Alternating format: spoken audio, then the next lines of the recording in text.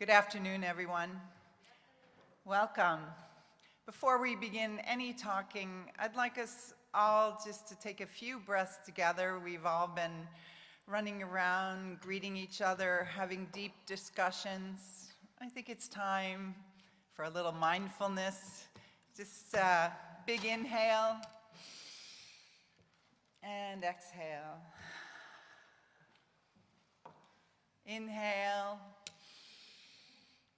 and exhale. One last time. Inhale and exhale. Thank you. We've all cleared our minds now. Let's begin. If I can get into my phone. Good afternoon. I'm Connie Vandarakis. I'm a Zero Project Ambassador, part of the steering committee for inclusive arts, and CEO of Our Motion. Welcome. Just a little visual description of myself. I'm a middle-aged white woman. I have my hair tied back in a ponytail. I have my green Zero Project glasses on and a white blazer. This session is the arts as job promoter. Before we start, our panel, I would like to acknowledge Isabella Essel. Isabella, will you stand up? Hello, everyone. Isabella is the head of our inclusive arts department. She has worked hard and increased our inclusive arts membership to 92 global members.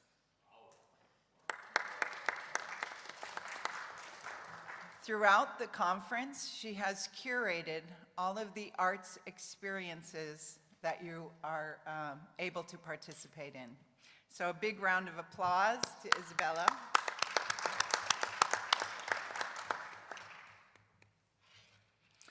In the arts, they offer opportunities for social and economic participation by people with disabilities by the removal of architectural and ableist barriers. Participation in the arts should be regarded as part of one's civil rights. Our creative economy, Our creative economy is growing, offering opportunities for economic development and diversification. It generates cultural and societal values and supports economic objectives like job creation and economic growth. The United Nations Conference on Trade and Development, in its 2024 report, wrote that the world's creative economy had a tremendous growth and greatly contributed to many countries' GDP. The secretary, Rebecca Grenson, was heard saying that the creative economy has the right force pushing its sails. It's just not art. It's an economic powerhouse that we just have to harness together, leaving no one behind. Today, we have Zero Project Award presenters, all award winners in employment programs in the arts, who are pushing forward best practices, adding to the creative economy. So enough from me, let's hear from them. I'm gonna just list our speakers first, and then we'll start with our first panelist. Shinsuke, the founder and CEO of Dialogue in the Dark, Japan.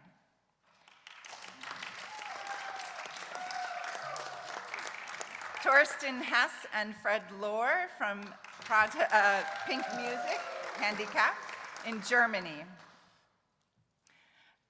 Mindy, Drapsa, artistic director of, I'm sorry if I get this wrong, Riksteatern, Sweden. And we have, Oren Itzhaki from Israel, CEO of Laga'at in Israel. And last but not least, Finn, who is the founder and CEO of Supervisuell Norway. And we'll now hear from Shinsuke.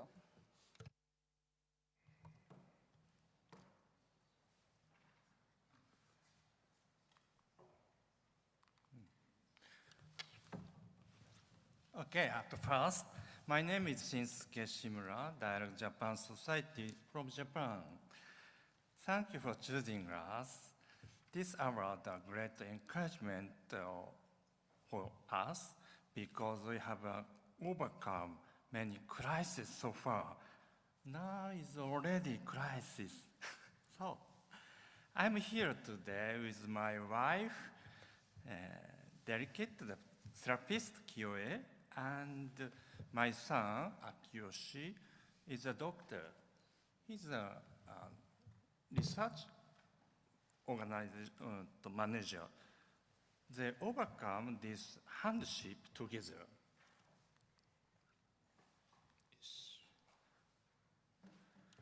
My journey toward fostering the diversity and inclusion began over 30 years ago in 1993, when I came across a small newspaper article called Dive in the Dark at the Museum of Natural History in Vienna. So today, 32 years later, I'm glad to be here in Vienna, full circle moment mission.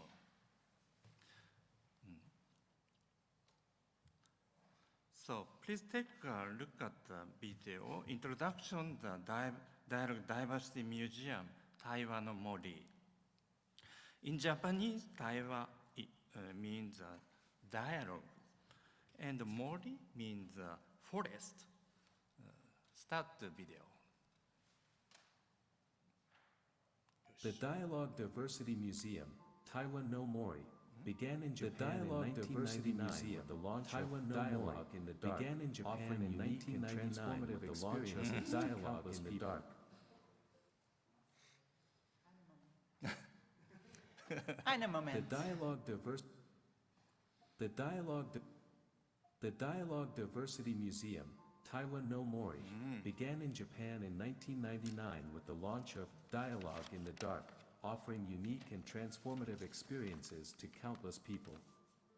In 2020, the first diversity museum in Japan, Taiwa no Mori, opened in Tokyo Takeshiba.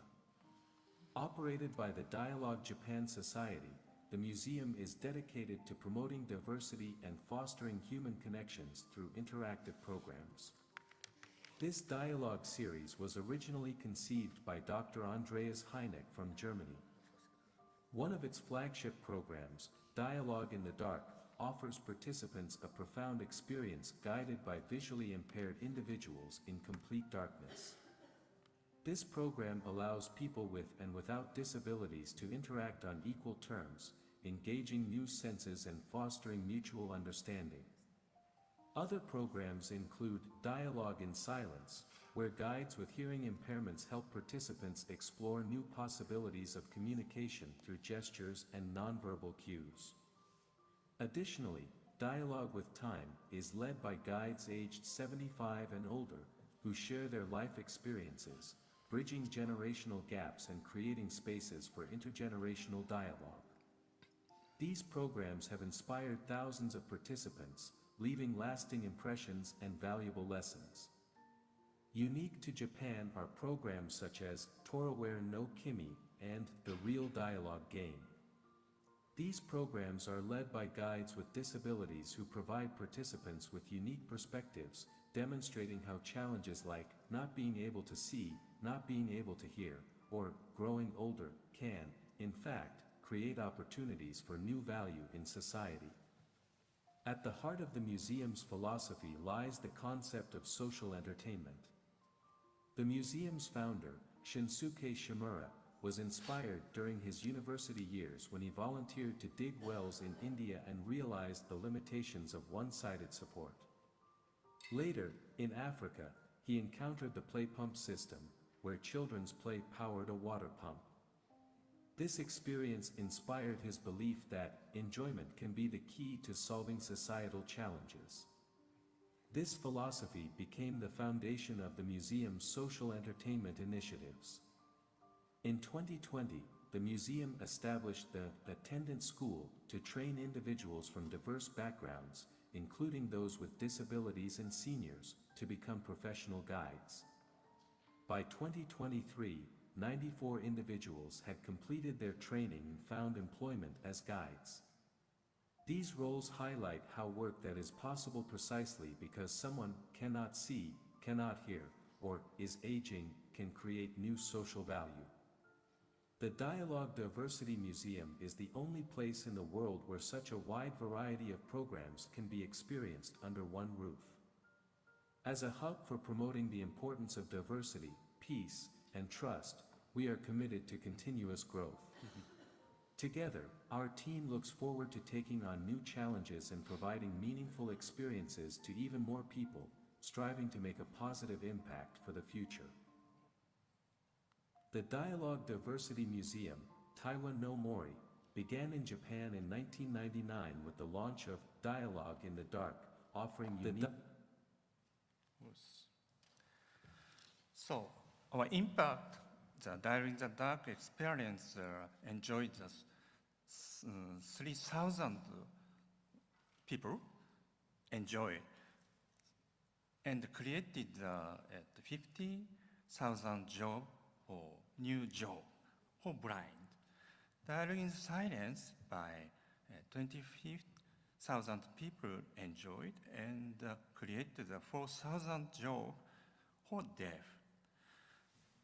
So, our unique social entertainment model transfers social through the experience. By removing the one of the 5 senses, we expand possibility. Our organization, the 68% with a disability, the reverse majority and minority domestic. For example, I meeting the five people, I'm only see and hear. So it's a powerful, so powerful. So we enjoy working with a disability team because we inspire and challenge each other to grow. For example, blind people sign language learning, and deaf people begin to make a sound. It is difficult to produce. We also technology using, but we believe the future is really in the human connection and communication. The generation communication is very important. It's the time over. Moving forward, we remain the commitment to creating empowerment opportunity for diverse individual, empowerment them to shape an inclusive society together. So thank you for your time and attention. Thank you. Thank you. Our next speaker, Thorsten and Fred.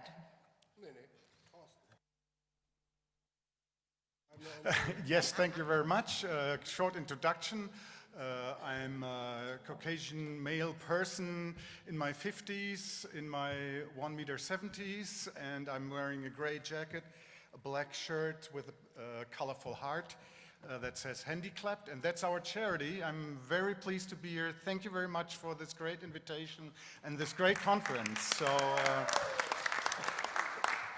already we met several people, and I think there's gonna a lot of follow-up action out of this. So yeah, very briefly about us. We strongly believe that music is a superpower for inclusion. Music is a common language that we all speak and that we can all experience together, no matter what we believe, where we're coming from, and what our abilities are. So it really brings people together, and yeah, we want to share this superpower with the world. And that's why, as a charity in Berlin, we have organized since 2008 concerts where always musicians with disabilities, so an inclusive band, and as we say it, a normally crazy band perform in the same program. And so that we always have people with and without disabilities partying together in the audience, and that we always have people with and without disabilities working together on the stage, behind the scenes, because music is also a profession. And we want to help these artists to professionalize and support them in professionalizing. And yeah, as a event organizer, we've been often asked, where do you find these great bands that always perform at your concerts? And in fact, there was no place where they were to be found. So we founded, together with Music Tech Germany, a platform, Pinc Music, Platform Inclusive Music, that's what it stands for. And there we promote now over 100 acts, and I would like to show you a 1-minute video to give you a little bit, wrong direction, a little bit of an impression of that.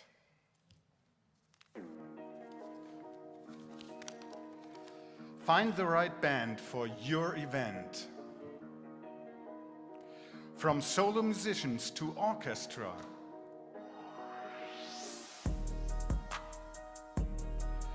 From punk over jazz and rock to classic. From having fun drumming along to really professional musicians. From Greifswald in the northeast to Freiburg in the southeast of Germany, and now also in Austria. Inclusion rocks your concert, your party, your conference, your gala.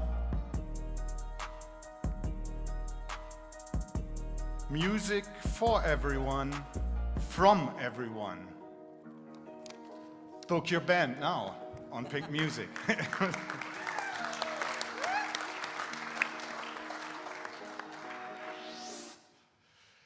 Yeah, so this is a free offering for the bands and also for the bookers who look for the bands. If you go to the website, you can search bands by genre, by state, by keywords, and then you get a profile of the band, pictures, video samples, if they have, lots of them have, and most importantly, you get directly the contact details. So we're not an agency.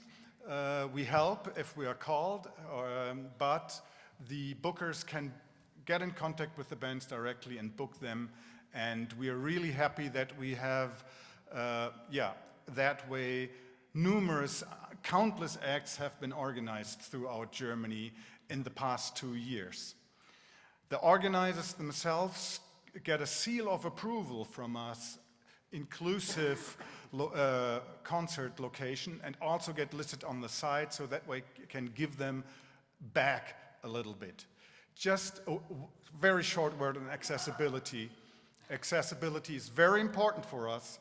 We help with accessibility. We have a huge download and links and recommendations, but it's not our topic. We are about inclusion, inclusive artists, and our artists can perform on in any location there is. Yeah? We started a partnership program which is called Starclusion. Spider Murphy Gang and the drummer von Tote Hosen. These are in Germany world famous bands, are with the program already, but also music experts from the music industry. So we pair them up to professionalize the bands in all aspects, from writing music to promoting music. And it's not a one-way street. We infiltrate the music industry and we teach the music industry a lot, and often they get more out of it than we do. And that's a good way to do it. Yeah, And today we have with us Fred, who is from Frankfurt, and he is a music therapist, and he is a workshop maker, and he's part of a great guitar duo that is featured on Pinc Music. And with that, I give you the word, Fred. Ja, du musst mich erst beschreiben, wie ich aussehe. Oh, okay. He's taller than me, above 180, and he has... he's nicer, yeah, and he has... He has less hair than I do, but more beard. Yeah. So, and he wears a gray shirt. And he talks too much. Yeah, okay. Hast du schon angehört? Good morning. My English is not so well, but yeah, we will get it. My name is Philipp Lohr aus Frankfurt Main. I'm a guitar teacher, music teacher, and a guitarist. I work with handicapped people. I founded a handicapped band more than 25 years ago, a student. And today I work with homeless people, ex-junkies, and it's all to earn money, not for pleasure. But it's a good way to earn money. And in the age of 20, I had an accident. For that, I'm blind. And I began to play guitar in the age of 21. 2 years later, I began to study music. But not music as principal, Thorsten, was heißt denn? Nee, komm gleich. Was heißt Hauptfall? Also egal. Ach, Thorsten can't help me. Okay, now he makes pressure because I've forgotten to tell something about Pinc music.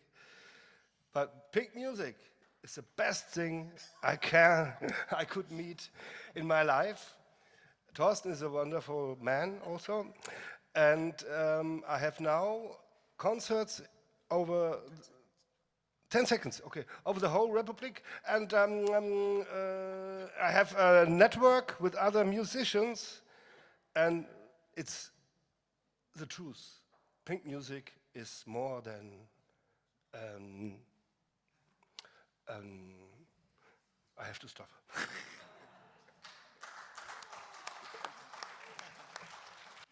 Thank you. Thank you, Thorsten and Fred. Thank you, thank you. And now I want to turn the microphone over to Mindy, who will tell us about her organization. Yes, hello everyone. I'm Mindy. I'm going to tell you about art and culture for deaf people. I want to start by saying, you know, the CRPD convention, the UN convention, it talks about disabled people having art and culture in their lives. So there are different words in this reading, but there's a couple of magical, important words for us at Riksteatern, Crea. And that is that sign language and deaf culture comes up, and you might wonder what that is. And it is that, yes, we could be called disabled, but we're also a minority, a language minority. So we have our own identity and our own language, and that's why we have a deaf culture, as we say it, like our own culture. And I've listened to different lectures yesterday and today, and I see that everyone has their needs, and it's very nice, this conference. We could exchange experiences and be here together and talk about everything. But for me, when I'm here and I'm telling the deaf perspective experience, I'm talking about my experience, and that's my contribution to you. Riksteatern, Crea, we're working with the deaf audience and deaf culture. That's our starting point, so to say. Yeah, Riksteatern, Crea, I'm going to tell you shortly about that organization. It is a non-profit organization which is funded by the government, the state. It's been like that for 90 years. It's a very big building, a big house with a lot of employees, big organization, big kind of units everywhere. We have dance, circus, children and youth, for youth, theater for children and youth. And Crea is just a very small part of this whole organization, one unit of many. We have existed for about 50 years. And Riksteatern Crea, we want to give opportunities for people to work with us. And 2024, we had 6 employees with us, and 5 of them are deaf, and 1 is hearing. And the hearing person is an interpreter, sign language interpreter, working full-time. And during the year, we did 4 different shows, theater productions. 25 professional deaf freelance people were employed to take care of this work and help us. Not only actors, but people writing the theaters, the plays, taking care of the clothes, the stage, all the work behind the stage. We also have hearing employees, about 5 of them, but they're all fully signing. And in this conference, the theme is about sustainable tools for the field of employment. And I've been thinking about how Riksteatern Crea, how we work with that. So I'm going to talk a little bit about that. The deaf competence is the word that I want to contribute to the conference here. That means you have the experience of sign language and also of the deaf culture. So in the field of employment, doesn't matter really if it's within the arts, but just in general, the hearing norm is what usually is the big thing that dominates. So everything goes into the hearing norm. So if you have the deaf competence, which is needed, you need to know about the hearing norm and also about the deaf community and create the bridge between the deaf community and the hearing world. It's very easy to think that it's just easy, it's just doable, but it's not. It's very hard to see how the cultures could meet, and there's a lack of competence and understanding. And the deaf community has a lot of technical knowledge, for example, and to meet the hearing world would be much more of a good collaboration. And Riksteatern Crea, we've been very successful thanks to the deaf competence.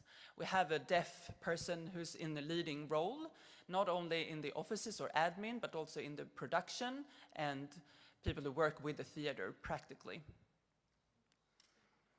And different collaborations, when that happens with us, we have deaf people that we collaborate with in the different kind of groups that we collaborate with. And in the projects, we always see to that there are deaf people involved. And because I'm really emphasizing this collaboration with deaf competence and deaf people, a lot of people could think, ooh, it's very exciting and be very curious about sign language. It's fine, that's good, but usually nothing happens after that. They're just curious for a while, and then it's like, oh, good luck and continue with your work, with your disabled world or whatever you're doing. But we don't want that. We want to exchange experiences and keep working. And it's very important for us also to have the full-time interpreter employed. It creates a lot of opportunities that we could take part of in the society. And we work with sign language. You know, theater in the world, there's been thousands of years in the theater world, from the ancient Greek, practically. It's the hearing norm that's been dominant. You're going to sing, and it's beautiful, and you're going to hear everything in the songs and the music. But the sign language art has been very hidden. So we really look at research, and we try to get out the evidence for the sign language art to contribute to the society. And we work a lot about with the innovation of technical innovation, the new world. So we've created an avatar. This is the first time in the world, in real time, that we've created a show with an avatar, sign language avatar. And finally, we also work together with the Artistic High School in Stockholm, and we have an education for deaf people, and we have 12 students from the Nordic countries that's in one class, 12 of them. I'm so proud and grateful and thankful for this. So I hope this is going to be also for the future, that more deaf people will be involved in this kind of education, higher education. And I want to sum it up by saying, we usually say the society as a whole, if there's a good deaf community with good deaf culture and deaf art, the whole community feels well from that. So kind of the deaf culture and the deaf arts show a good feeling well community in all. And thank you very much. Thank you, Mindy. Thank you. Our next speaker is Oren. Thank you very much.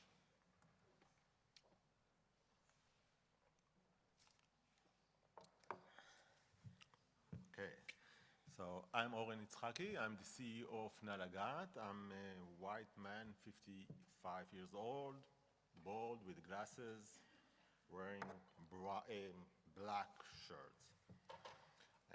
I'm working more than 30 years in the management of culture centers. In the last 10 years, I was moved and combined my two labels, culture and social activity. And since then, I'm management the Laga'at Center. I think our main challenge here is to stand in 7 minutes presentation. Let's try. So, okay, thanks. So Laga'at Center is a culture center, NGO, that work with people with sensory disability, blind, deaf, and blind. Deaf, our goal is to increase knowledge about blindness and deaf in the general public, is to increase or involve more people with disability in the labor work specific in the culture scene, and to exchange our unique knowledge for organization outside of Israel. 10 years ago, when I started to work in Laga'at, we changed one word in our story. Instead of to say we're working for people with disability, we say that we are working with people with disability for the general public, and I think it changed all our story. The other one. If we're talking about impact, so Laga'at has contributed to the shaping of new reality in Israel and outside. We have more than 1 million visitors that have been already in our center. We have more than 70% of our workers that are nearly 70 deaf and blind workers work in full salary, I must say, in our center. So this is the number. We are done already 4 different kind of Erasmus Plus projects. So we going outside of Israel with our project. We are trying to sell, and it's not really to sell, to increase our activity outside of Israel.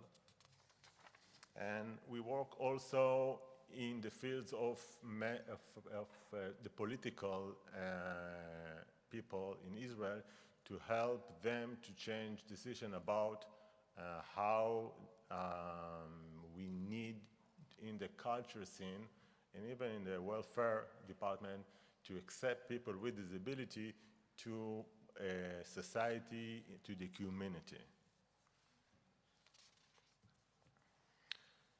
Actually, we are the only kind of, it's a unique kind of organization that mix different kind of disability in the same activity, in the same building. We have 4 different kind of departments, but our main issue is to make action in this 4 level: training, the value, accept the others, tolerance, changing awareness, and employment. The Laga'at, what's happened? Okay. The Laga'at Center, actually it's the heart of the center with nearly 20 original productions. We aim for different kind of audience with disability and without disability in a different age. I talked with our impact, but we see our model, and I don't know if an NGO needs to speak about business, but we see us as a business, social NGO that combine 5 different kind of departments: the theater, the School of Performing Arts. Actually, I thought that we are the only one, and what Mindy said that there is another one for deaf, but we are doing the school for deaf and for blind, and I will talk to you after that. We have the dark restaurants and the event center and the workshop center that reach, as I said, a lot of people that coming to our center. NGO or social organization all the time say that when there is a problem that nobody wants to deal with, and I mean government, so the NGO fixed it. So when professional actors want to go to study and to be an actor on stage, he can do all the path. He have schools, he have academic school. For people with disability, there's no path to do that. So we decide that if we want to bring change in the speak about the theater and culture, we need to have professional actors with disability that there will no reason for not accepting them to stage. This is the reason actually that we opened our performance school 2 years ago, and actually we have another goal after that to bring more makers to the stage, again, makers with disability that will tell their story, their heart for the general public. We believe in a direct human being touch. You know, Laga'at in Hebrew is please touch. It's when you communicate with a person that the deaf are blind, so you need to touch him. This is something that break all boundaries between people with disability and without disability. So in all our department, there is a human relationship between people. So in the black restaurants, we have the blind waiters. In the Capiche Event Center, we have the deaf waiters. And in the workshop center, we have both guides, deaf or blind, equal meeting place between people. The business model for NGO, it's so unique. 60% of our income come from selling our activity. Only 20% come from government funded, and 20% come from donors. But it's not really donors, it's partners for our project. This kind of model give us very flexible management think how to do what we doing. From all what it's writing here, what we believe and our commitment is to invest more and more in art and culture to build stronger and more equal society. And our command is think about them as a professional. And I think there is a shorter talents. Think as a talents and not as people with disability. There is a big difference between accessibility and integrations. So social integrations are important to make inclusive society that bring back to society like anyone else. Today morning, someone in Israel said, go big or go home. So we are going big. Laga'at expand our models globally, inspire the other. So I'm joining you to join us and to expand your organization if you want. So let's talk. Thank you very much. Thank you, Oren. And now, last but not least, Finn.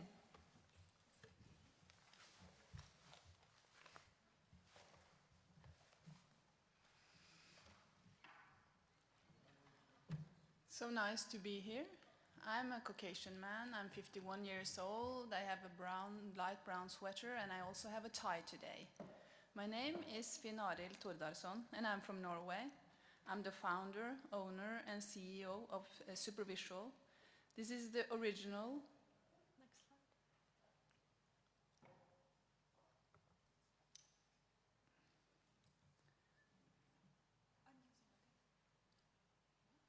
slide. This is the original Supervisual team from 2015, or Supervisual 1.0 in nerd speak. All deaf except the sound and music guy, but he was actually a father of a deaf child and spoke sign language. Supervisual was the first media company in Norway to be fully founded and run by deaf people without any public funding or startup support. We established permanent positions for deaf professionals in media production, giving them the opportunity to grow and develop as skilled professionals in the field. This is important. Deaf professionals rarely get the same opportunities as hearing freelancers. The last 10 years has been a roller coaster, but before I tell you more about Supervisual, let me tell you a bit where I'm from.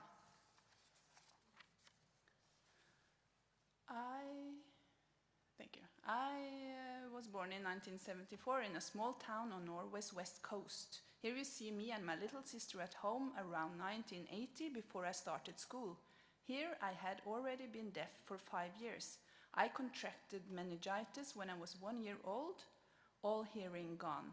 I'm among the few deaf without absolutely no hearing, and I have no memory of hearing sounds.